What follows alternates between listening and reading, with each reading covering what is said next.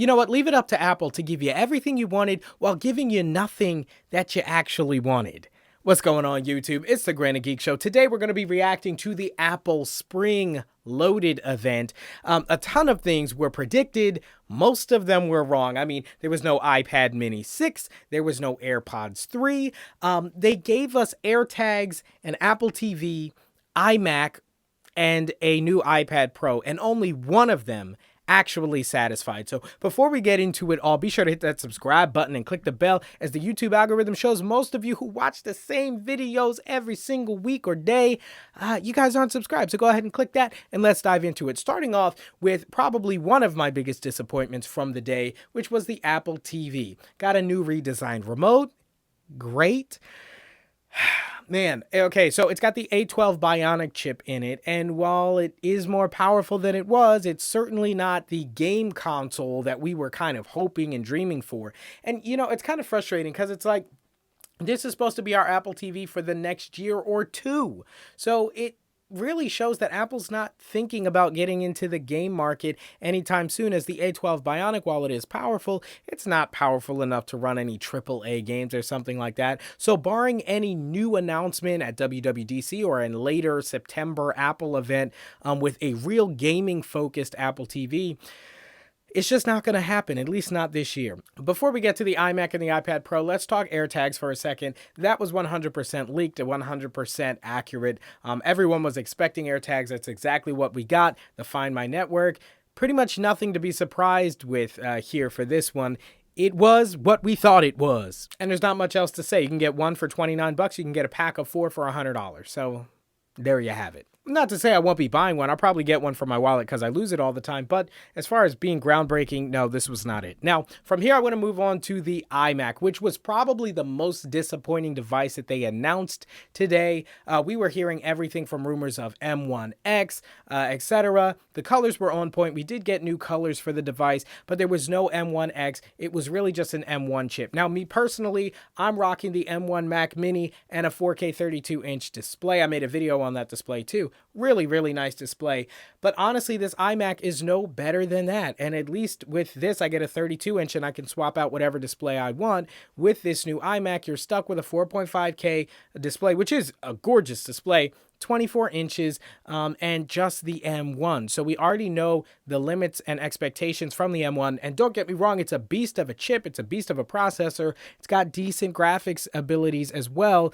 But in terms of it really being that device that you could go ditch anything else that you were using and go ahead and grab one of these, it's absolutely not. And what makes it worse is this thing comes in at $1,500. People were expecting it would start at $11.99, $12.99 at the most. No, $14.99. You're going to pay $1,500 for an M1 chip. That makes absolutely no sense. You can go buy an M1 Mac Mini for $670, right? Or under $700 and then get a 4K display, right? 32 inches. I got this for $300. You could get it for under $400. So you're coming in at under $1,000, save $500, get whatever else you want. This price point just makes no sense to me. The colors are nice. Obviously, it's a new form factor, so maybe they're trying to recoup some of the costs of making a new form of iMac by bumping up that price, but it's like, come on. That's not enough value. An M1 chip and a 4K display, 4.5K display at 24 inches? Absolutely not. So I was hoping for the M1X, but we didn't get that. And then finally, the star of the show, my favorite device, which I am already putting in the moves to get, is the new iPad Pro. 5th generation. This is rocking the M1 chip. Now, you might be saying, oh, Chris, well, you just said M1 kind of sucked. Well, M1 doesn't suck. It's just not anything new. Here's what's new. The M1, the power of the M1 inside of an iPad. I've always been more of an iPad form factor guy myself. I like the tablet because it's a tablet when you want it to be, and with all the peripherals and accessories, keyboards and mouse support, it can be a laptop too when you want it to be that. So I like having that, and in addition, you've got the great cameras. You got better cameras, the cameras like that are in the iPhone. You don't get that with a desktop.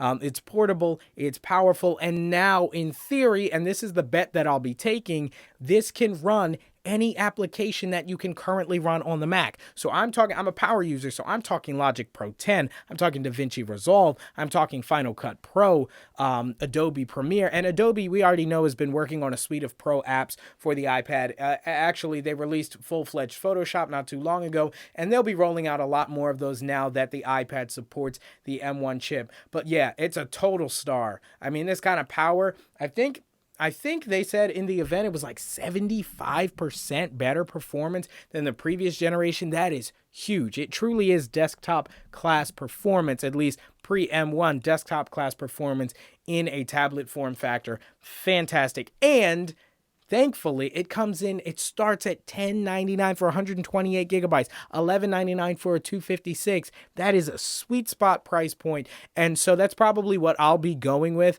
But that really was the only really sweet spot in a mostly, could I say disappointing? I don't know, just underwhelming event from Apple. So the iPad Pro was a star. Quick recap. The Apple TV, a dud. The iMac also, I'm just gonna say it's a dud, and the AirTags, just expected. Not good, not bad, so I'm just indifferent toward that. But with that being said, Apple did launch a new podcast thing. If you're into that kind of thing, I'm really not.